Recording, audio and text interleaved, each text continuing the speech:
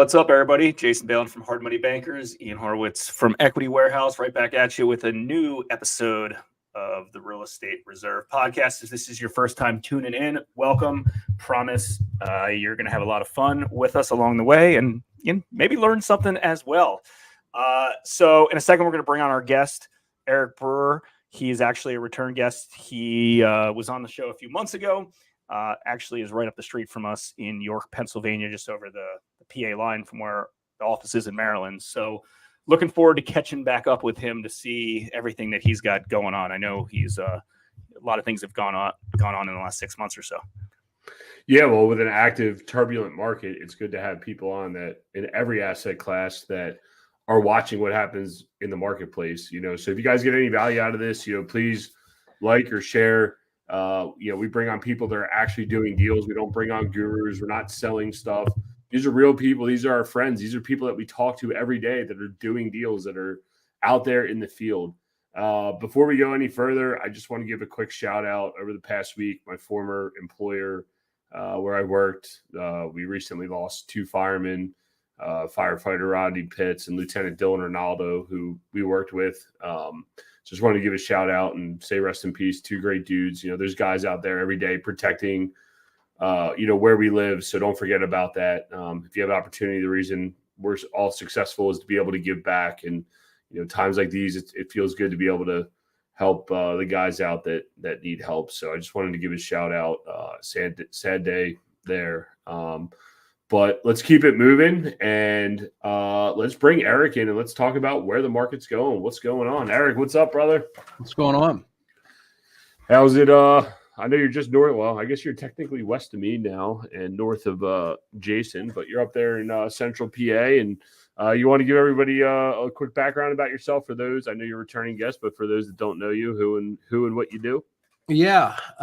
First and foremost, I'm a husband.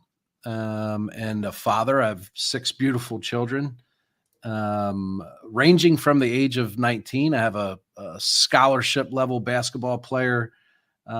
Camden, my oldest, starts his season here shortly. I'm anxiously awaiting at Seton Hill University. They play in the PSAC here in PA, and 4 girls in between. I have 4 young ladies between the age of 8 and 2. And then me and my wife just celebrated what I believe is our final curtain call. Eric Jr. was born May 10th of this year. So he just turned 5 months. Business wise, I have a background that started in the U.S. Army right out of high school. I was a little bit of a lost soul. And literally every male in my family on my dad's side had served in the military, most of them retiring from a branch of the military. So I followed suit, did my time in the U.S. Army, got out, fell into the car business and worked my way up from a lot attendant to a general sales manager of a really, really big Toyota franchise here in York, PA. That led me to real estate. And since 2006, I've been here in York, PA, Northern Maryland, flipping houses, buying and holding rentals. Bought my first 2 office buildings this year. We've done a little bit of everything. I think we crossed the 3,500 transaction mark the middle of this year. And currently have just over 40 employees. This year will be our 3rd year in a row of doing about 400 real estate deals, which is predominantly wholesale, fix and flip, and novation real estate deals. And we keep right now, it's gotten harder to keep rentals, but we still keep about 25 or 30 a year. God damn, man. I mean, no wonder, man. Like, I guess, for your son to be a D1, or not D1, but a scholarship bound college athlete, you kind of glazed over that. I mean, obviously the work ethic comes from somewhere. A lot of guys and gals, I just say guys as a general term, but, a lot of guys are just like, oh, you guys have it so easy. You just find the deal. It's like, dude, no, like you go out there and bust your ass. I mean, you've done 3,500 deals over how many years now? I mean, that's 17. 17. So I can't even do that math that fast, but that's a lot of fucking deals. What's that, like 150 a year, right? Like that is. Yeah, it's closer to 200, and it's been 300 or 400 here for about the last 7 or 8 years. So yeah, it's a fast-paced environment we have here. Literally our goal is 36 a month on average.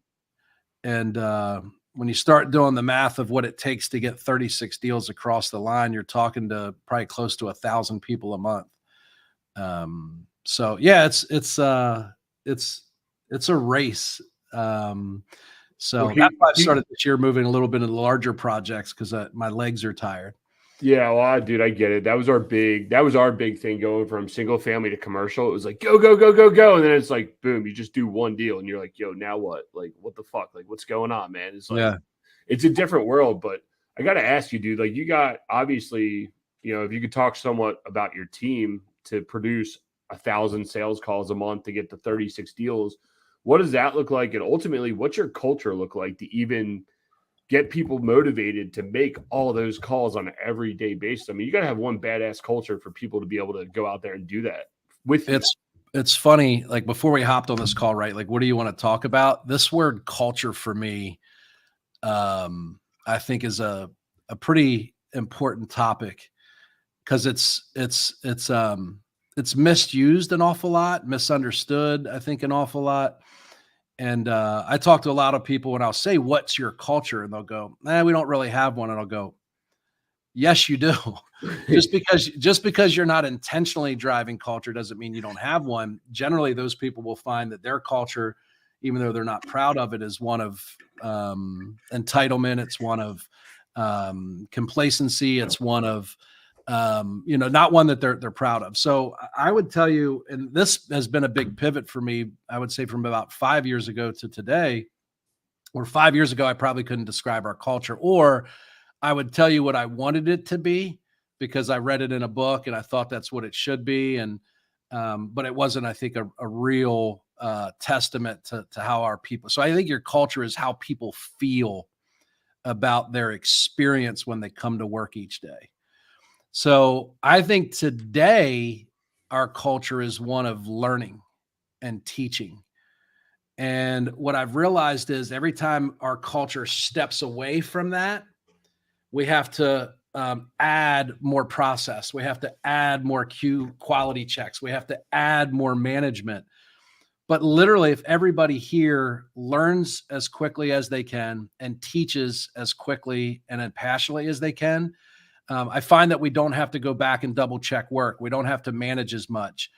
And that today is what I would proudly say our culture is. It's one of teaching. And you can only teach for a sustainable amount of time as long as you're learning. And the reason I think it's important to have a teaching culture is because a lot of places will say that they have a culture of learning, but that puts the onus and responsibility on the employees, right? Well, you guys got to be learning more. You should be doing this. You should be doing that. When you embrace a culture of teaching, it shifts the responsibility to the very top of the organization, in this case being me, to constantly teach. And the better job we do of teaching each day, each week, each month, our results improve, our culture improves, the relationships here improve, our ability to recruit improves because people then they gravitate towards that culture, where a lot of toxic cultures they can't wait to get away from. When did you kind of have that aha moment when you kind of started this process of teaching, right? Like when did you kind of go from, hey, early on in the business, I'm just doing deals and I'm a transactional real estate investor, like most real estate investors out there. And now I'm building a team, and now, you're growing a team, you're building a team, you're teaching a team. Like when did that keyword of teaching kind of enter your head and vocabulary of, this is who I am now, and this is how I'm going to take my team and my company to the next level? So the short answer is probably 6 years ago. The long answer is I got punched in the mouth 3 or 4 times prior to that, and I should have had an aha moment, and I didn't. So the reason I think that's important is because I think when I finally made the decision to behave differently, when I finally made the decision to think differently, when I finally made the decision to treat people differently, is because those 3 or 4 punches in the mouth had me so exhausted that it left me with an option of quitting or making a massive change. And I'm not comfortable with quitting, probably sometimes to a fault. I stay in deals, I stay in relationships, I stay in partnerships probably longer than I could, because the word quit is just it drives a very negative emotional response inside of me. And so I wasn't willing to quit, but I had been beaten to piss. And by beaten to piss, I mean, like, I would build a team, and I was really good at building a team. I was really shitty at like developing and nurturing and teaching that team. And over time, it seemed about every 3.5 years, I would go through like 100% turnover. So I would climb this first mountain with this group of people and achieve really great results, and then instantly go off the cliff and felt like I was dying. And now I'm back to hiring new people, developing these people, teaching these people. And I just was unhappy with that cycle.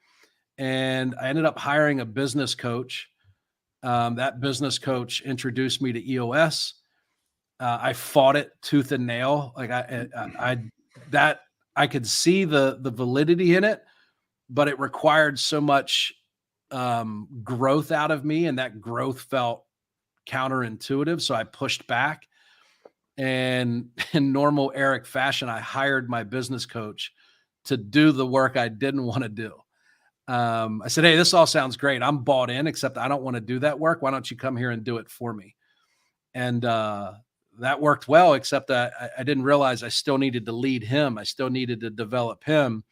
And then that relationship after 3 years deteriorated. And that so we climbed a bigger mountain with this person here and fell further than I ever did before. So there's no escaping leadership. I actually just did this presentation in front of 300 real estate investors like 6 months ago. It's life or death. If you go back and you look at every situation, good and bad, it's either the example of bad or vacant leadership, or the example of great leadership. And so that's my primary focus today, is how can I evolve each day as a leader, and then pour that into everybody I come across to either lead them or teach them how to lead better. It's funny that you bring that up. So I just did our mastermind group that I host out in New Orleans, and everybody's like, "Hey man, for the next event," because we always bring in some sort of guest speaker. This time we had some guys come in and talk about trust. Everyone's like, "Hey man, for the next one, can you get a leadership speaker?" And I mean, you got a military background, I got a fire department background. It's almost like confusing. You're like, "Well, what do you mean? Like, what do you own the business? Like, why do you need a leadership conversation at a mastermind?" But then you recognize that, like, if you can become the best leader or a better leader, then it ultimately builds your team better and better and better, and allows you to pour more into people. And I think too many times people think of leadership, lead from the front, is I'm just going to go outwork all my employees. Well, that's not right? Like, your job is to advance the company and put processes and create an environment that allow employees to succeed. It's interesting that you bring that up, just because it's been a hot topic around our mastermind group as of recent, and it mind boggles me, but then also in the same sense, the way you just packaged it up makes a lot of sense, man. A lot of sense. Yeah, it's leadership may be one of the most misunderstood positions. And by the way, I don't think it's just in real estate. Jason had mentioned, like, real estate investors. It's everywhere. Like little league coaches, basketball coaches, business owners, CEOs, families. Don't even get me started on that. There's a massive, I think, deterioration of leadership at home in the family. And it literally is life or death. And it's not. Here's the problem: is normally the behaviors and the thinking that gets people to earn a leadership seat is the exact opposite behaviors they need to emulate in order to fill the leadership seat. It's no longer really about working the hardest. It's not about having the best ideas. It's not about solving complex problems. For me, I've been working hard to take my job description as the leader of this organization, my family, or whatever, down to like one word. I haven't gotten there yet, but it started with like a paragraph. Then I was able to get it down to like 3 short sentences. And now I may have gotten it down to 3 words. And I'm not convinced that I've gotten there yet, but I think for me, it's relationships, experience, and freedom, and in that order. So a large part of my time I spend as a leader developing new and nurturing existing relationships. And then you dive into that. You go, well, how do you build new relationships? How do you develop and nurture existing relationships? It's not helping them do a deal. It's learning about how that person is that works here, what they struggle with at home, what their personal goals are, what their professional goals are, and then helping them get all of that stuff to align, which creates a better experience for the people that work here. And eventually, if you bring in enough of the new relationships, you nurture enough of the meaningful relationships, that will end in the third part of my job description, which is freedom. Freedom for me, I'm no longer handcuffed to the transactional side of our business, and freedom for our vendors, freedom for our investors, freedom for the people that work here. And that for me, if you were to ask me to summarize my leadership principles in this business, it's relationships, experience, and freedom. Yeah, and I'm guessing you could probably attest to your employees and potential partners are one of your main reasons for your company's success and growth. Obviously, you at the top and leading them, hiring the right people to do so. And, I remember listening to an Alex Hormozy podcast of, I can't grow this gigantic company without having the right people in place. My staff, my employees, my partners grew this company. I was just there to help them and lead them and go down that direction. And I've done a lot of thinking on that over the last, few months. And, Ian and I chat about this stuff all the time. And it's like, in order to take it to the next level, you can't take it to the next level by yourself. You gotta, have the right team in place. And I mean, I don't remember exactly how much staff you had in our last podcast conversation that we did months ago. But I'm guessing that a big part of this is you putting the right people in place, but not only putting those right people in place in the hiring process, but more importantly, teaching them and leading them so they can grow the company based on the overall vision. Yeah, it's literally my primary focus is so. And I'll remind me to tell you about the tough part of this portion of the conversation, because I may move away from it, but I want to make sure we cover it because it's what I'm living right now. But there's a really good book called A CEO Only Does Three Things. A friend of mine, Trey Taylor, wrote the book, and it's people, culture, numbers. And those are the 3 things a CEO should worry about. And it's funny for me because when situations, houses, deals, hiring pops up, the behaviors that got us to this place of scale or growth or whatever you talk about will make you feel compelled to hop in. And I think, like Ian said, lead from the front. And that feels like maybe being the point person that runs the project. And the reality is each time you do that, I think a lot of us convince ourselves that we're saving people from the responsibility. And what I started where I started to think differently is each time I did that, I said, is it possible that rather than saving them the responsibility, I'm cheating them out of the opportunity? And I think the answer is yes. That often as leaders, what we wear as a badge of honor is like work. And I did this and I did that.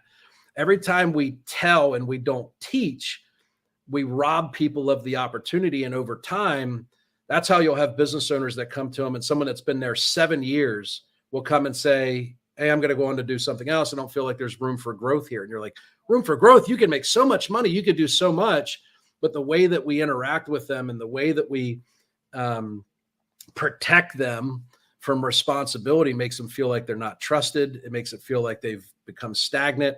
And the worst thing you can do for most humans, particularly entrepreneurs and salespeople and high, assertive type personalities, is restrict their growth. They'll leave very quickly.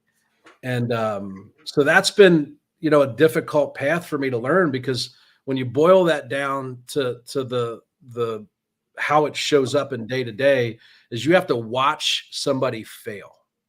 and you have to allow it to happen. And in that moment, our ego gets in the way. Our desire financial gain gets in the way of making the more long-term leadership decision of letting them fail, because we see the money that's attached to it. I can't let that deal go wrong. And you may save the deal, but you've slowly killed the person. And each time you do that, you pull a little piece away from them, and over time they just feel empty and they'll leave. And so it's tough, right, to watch a deal maybe die and know that the investment you're making in your team and the investment you're making, I'd still do it today. I struggle with it. There's some times where I'll step into a deal, but I just pat myself on the back, say, hey, at least I'm aware of it. I'm going to improve. I'll get better at it next time. But it is hard, man. It is.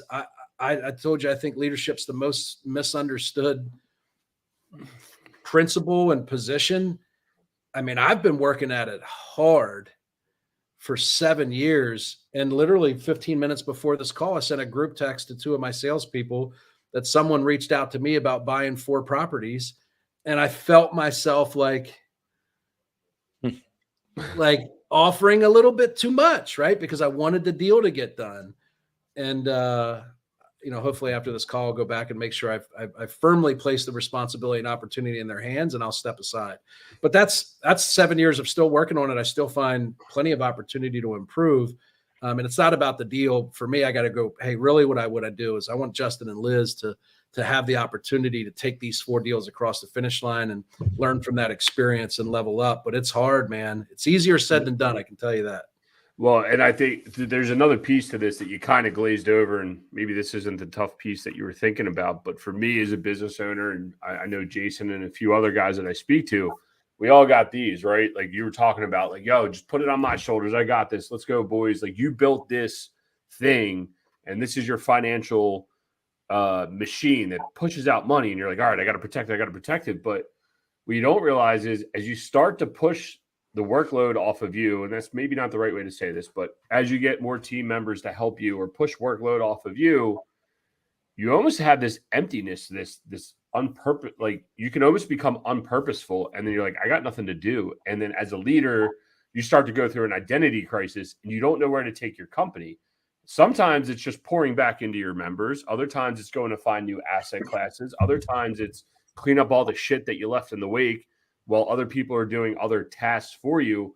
But most people just say, oh, cool, I got employees, fuck it, everything's on autopilot and I'm out, right? And then that's when stuff starts to go haywire, right? And it's the same way with people with property managers. Oh, I got a property manager, fuck it, it's all right. No, dude, your job is to manage that property manager. Like, your job tasks change. And I think you were talking about that. I don't know that people are picking it up, but what takes you to get from 0 to 5 million to get 5 to 10 million is a totally different task set and totally different responsibility as an owner and how you react to your employees. So they were all good points, man. So I really appreciate you bringing that up. It's funny you say that. I've explained in my leadership journey with people that will occasionally ask me for advice or just ask me to share my experience. I went through what I describe as a mild case of depression when I started putting competent leaders in that place, because the very thing we desired to move away from, which was the work and the stress and the pressure, is the thing that created our identity. I was a problem solver. I was a deal maker. And if you're not careful, you can do 2 things when you start to make that transition from a doer to a leader or a manager, and you'll irresponsibly delegate where you go, hey, it's all on you, thanks. That's dangerous. Or the second thing is we go through this identity crisis like you described, or what I felt was like a mild case of depression, is you'll drift back in to getting like little dopamine fixes of like doing stuff. And it really jeopardizes the integrity of the leader that you put in that situation, because it sends mixed signals to them. Like, do you trust me? Is this really my job? If you have other staff, they're not sure who to go to for questions. And sometimes you may give conflicting decisions or feedback to someone that doesn't align with the person you put in that position. So that's a difficult part of that transition. The challenging thing that I talked about is when you really become a leader. For me, that has become people, right? So new relationships, existing relationships. When you really get good at new relationships, you're going to end up having amazing people that want to come work for you when you're not hiring. And it's going to force you to look at your existing staff. And there's this very, it's called top grading. And it happens when an absolute all-star shows up in your hiring funnel, and you have someone that you get along with that's been there 5 or 6 years that maybe does a decent job. And this reality of that above average person is holding a seat that may be a phenomenal producer, a phenomenal culture fit, a phenomenal leader could occupy, but they are no longer able to fill that seat because you're allowing someone of mediocrity to occupy it. That's the difficult part that I was talking about. When you really get good at recruiting, you're going to have to make a decision to create room for extraordinary people. And that may mean letting really good people go.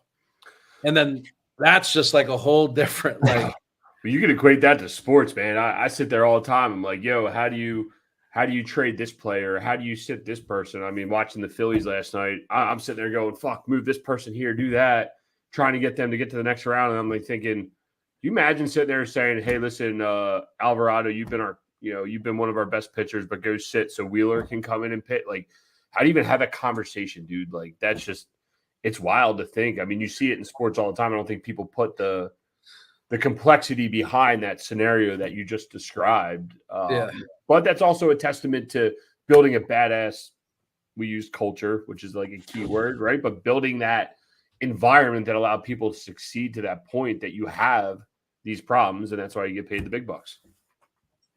Yeah, it's everybody, appreciate this. It's like everybody wants to do real leader, everybody wants to be a real leader until it's time to do real leadership. That's right. And that may mean, so then you start thinking about that. It's like, how would it ever be okay to let someone that's a good performer go with the hopes that what you believe would be a great performer take their place? It's if you gave every ounce of your soul to help that person become great and they opted out, because then it's not even your decision. It's like, hey, I've created the expectations and the ability and access to resources for you to be great. And by the way, great is the only acceptable behavior around here, right? And if I've given you all of this access to resources and the ability and the training and the personal connection and all of that, and you've opted out, it's not me replacing you. It's you saying, hey, I'm not a fit for a great culture. I'm a fit for a pretty good culture. And you're actually doing them a favor by letting them go so they can go be somewhere where they're not everybody's destined to be great. My dad used to say the world needs ditch diggers too. Yep. Right. But you're holding them back, trying to force someone to be great that just doesn't want to. And that's unfair, right? It's unfair for us to impose our beliefs, our desires on someone else. Not everybody wants to be great, and that's okay. So that's the difficult part of my journey is after doing all this other stuff, I now have people coming to me that literally could run their own business, that literally are great in their own, and they're going, hey, I want to be part of something different. I like what you have going on here. And I'm staring at them going, I don't have a place for you. And then I look over and I go, I do, but I'm allowing potentially, and it may be me. I might not be the most suitable CEO to run this company. And that's a very humbling experience, right? Where you start thinking about, let's start celebrating people moving from CEOs into ownership seats. That's the real, because a lot of people, myself included, have labeled ourselves CEO, and we're out just grinding with everybody else. We just get paid the same amount. Mm-hmm. I'd like to start a conversation that ends with, how do I move into the owner's seat, right? Am I willing to fire myself out of the CEO seat if another more capable, more passionate, more energetic, more suitable person for this phase of our business comes along? We'll see. Maybe that'll be another interview for another day. But I'm hopeful that would happen, because then, to your point, what you said about when you hire people, how do you behave? You can go at almost every organization. And if I was like, hey, do you have a job description for a loan officer at Hard Money? Yeah, I got that. Yeah. Do you have a job description for a COO? Yeah, I got that. Do you have someone for Mark? You got every job description in the company detailed out, and you know exactly what that person should be doing and exactly how to measure it. And then I'll say, hey, do you have a job description for the CEO of the company? And the answer most often is no. And we're no different than anybody else. We need lead. We need accountability. Where does that come from? It most often does not. And we can be the most disruptive person in the organization if we're left to work without any boundaries. So, the tough part that I'm experiencing now is if you get really good at the other stuff, this theory of top grading comes into play. And for me, I'm struggling with that at this current moment. Well, I think the CEO being potentially one of the most toxic people in the organization, and for small businesses, I think that's probably a very accurate statement. If they like to hear it or not, related to top grading, and I recall reading that book years ago, the top grading book. I don't even remember who wrote it, but I remember they have a book called Top Grading. I'm assuming it's the same.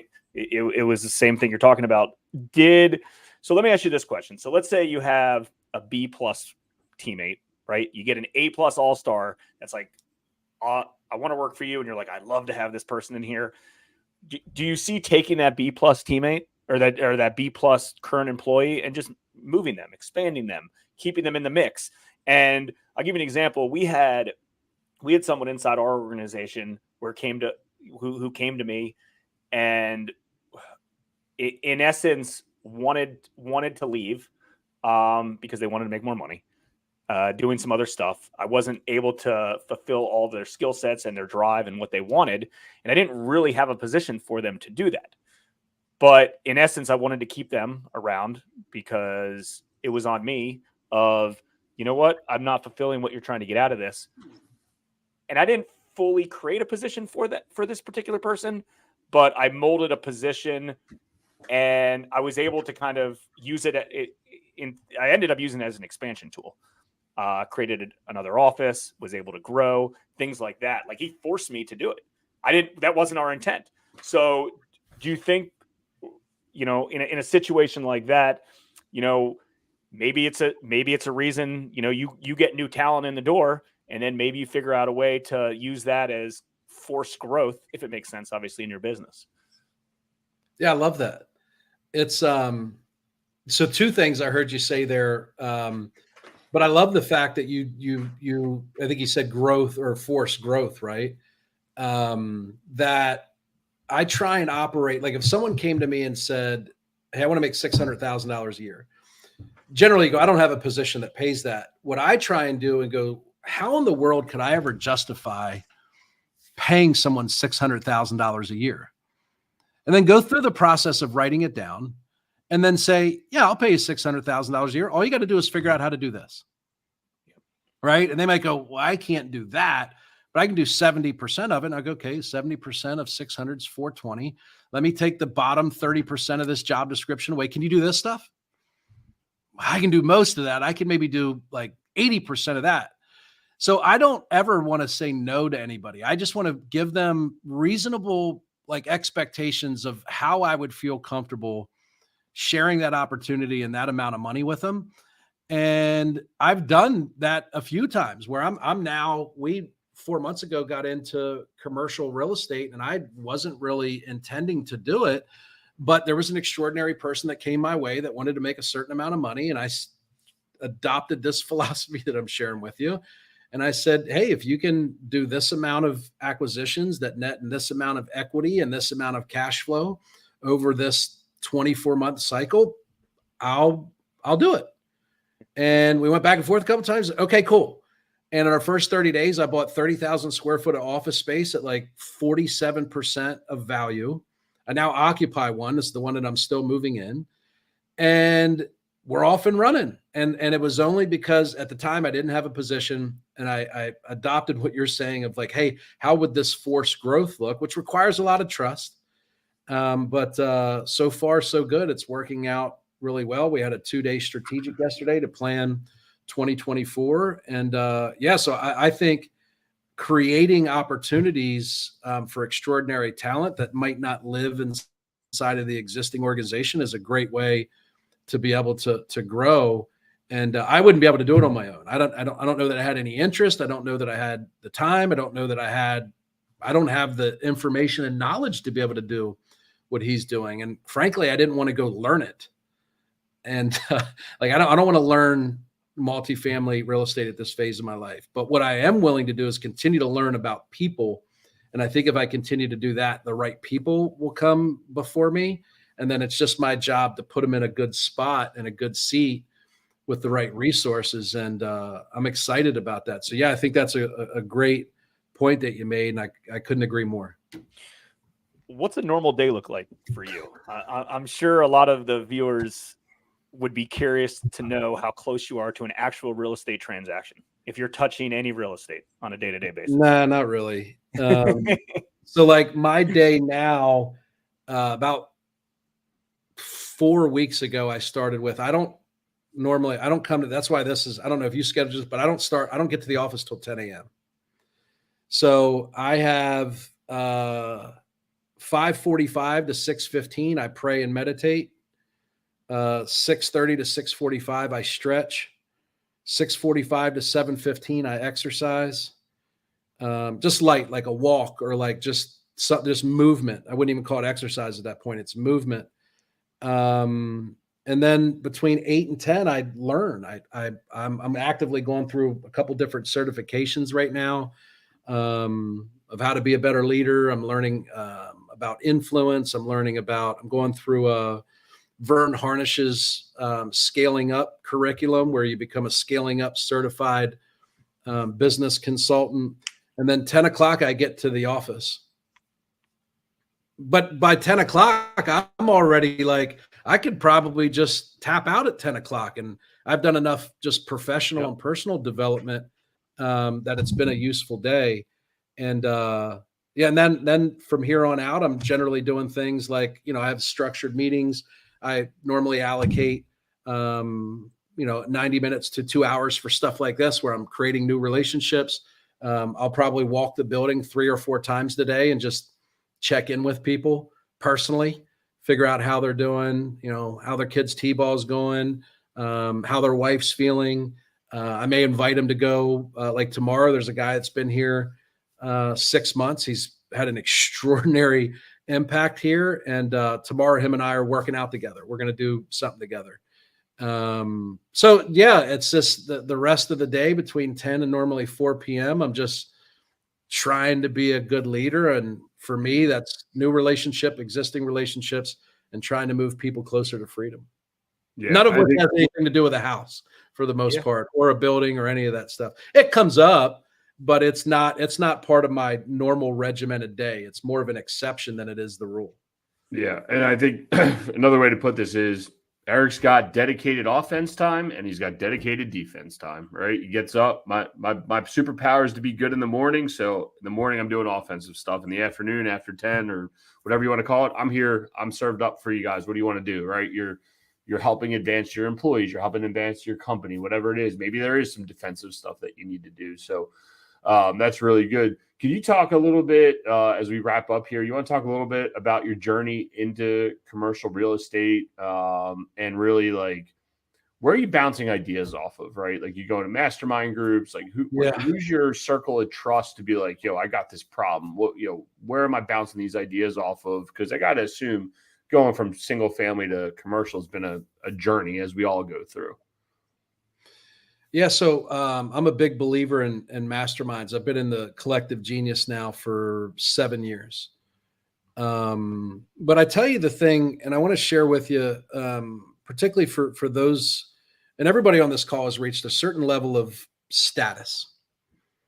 And I did a post about this the other day where I actually see, and you guys may believe this, and I'm here to challenge your thinking on this. If you and I see this differently, I want you to think about this maybe from my perspective for 1 second. Anybody that's listening to this, did you guys ever see gurus, teachers, executives, managers, business owners, department leaders, like tell you not to allow people to pick your brain. Your time's too valuable.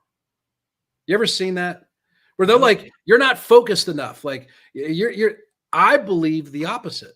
And by belief, I mean that I've moved in a different direction and I've gotten extraordinary results from it. So masterminds are cool. If you're not in one, go get in one. Find a group of people that are either doing what you want to do or have already done it. You hear all that stuff, right? Never be the smartest room. Go find a room where you're considered to be an idiot. Go do that. I would also tell you that I found and am shocked at how much value I get out of ordinary people that on the surface you believe is an asymmetrical relationship. Someone wants to pick your brain, right? And what do they say? Well, they have nothing to offer you. They got to bring value. Your time's more valuable than an hour lunch with someone that all they want to do is learn from Eric what took him 15 years to fail and struggle through himself. It's unfair for people to expect. That's absolute bullshit. Matter of fact, once you reach this point of status, I would push back and say you have an obligation to give that to other people, right? Like who in the hell makes you think that now all this information and experience and access to resources belongs to you? It belongs to God, if we're being honest. And I've found that by 19-year-old wholesalers that want to pick my brain. So I carve out 2 hours a day that someone can have breakfast with me and someone can have lunch with me. There's 2 of those I eat every day, right? So to me, it's good time management where it's serving a dual purpose. And you'd be amazed at the value you'll get from complete strangers that on the surface, it appears that they have nothing to offer you. Right. And matter of fact, this morning I had freaking breakfast with my pastor, who has, since this journey, has become a dear friend of mine. And he's helped my business. He's helped my personal life. He's helped my marriage. He's helped and it all started with he wanted to learn a little bit about real estate, and he wanted to he was interested in. Most people, other than him being a pastor, might have said, "No, I don't have time. You can't pick my brain." And as a result of me being receptive to that, it's opened up a tremendous amount of doors. The commercial guy was one of those. He wanted some leadership advice. He had reached a point in commercial real estate, and he was a financial advisor. And he had 1,000 clients and was basically managing them all himself and struggled to hire people and manage people and build a team. And that developed into, we bought $40 million worth of real estate in 90 days. So I would tell you, and to Ian's point, typically 6 a.m. to 10 a.m. is about me. The rest of the day, I try and make myself available for other people. And listen, everybody's an expert, right? You're an expert at real estate. You're an expert at leadership. You're an expert at growing a business. But like you said, the 19-year-old kid, he's an expert at something, right? And it's something that you don't even know that he's an expert in. He might even not even know he's an expert in it. But having that open, candid, chat brings it out of it. I 100% agree. You can learn from anybody. It creates validation in your points, right? Like you sit here and you have it's what makes you burn, right? Like it's that fire inside you. So you're gonna sit down and have this lunch with this random person and you're like, yeah, man, this is why real estate's the best. And then you start talking about it. And then all of a sudden, either A, you truly believe in it, or B, you realize you're a massive fucking fraud, right? Like it's one of the two things that are going to happen. You're either A, you're going to stop having lunch, or B, you're going to stop telling people about that and really tell people what you believe. And I think there's something about having that candid conversation with some random person you don't know versus saying, hey, Eric, and you're like, no, dude, I know you're like this. No, dude, I'm telling you, I'm changing, right? Versus having a conversation with a random person where you get to really express, I must be an artist per se, and get out there and tell people who and what you believe in. I will agree with you all the way up to the point. At some point, you need to be a little defensive of your time at some point because it can get chewed up really fast. That's my only caveat to your point. But other than that, you're 100% right. Just be more disciplined with the time you already have. Correct. Does that make sense? So yes, so what I'm saying is I don't if you text me today, I probably can't go to lunch, but 3 weeks from now I can. And in order for me to do that, the time between today and that lunch 3 weeks from now, I have to be more disciplined.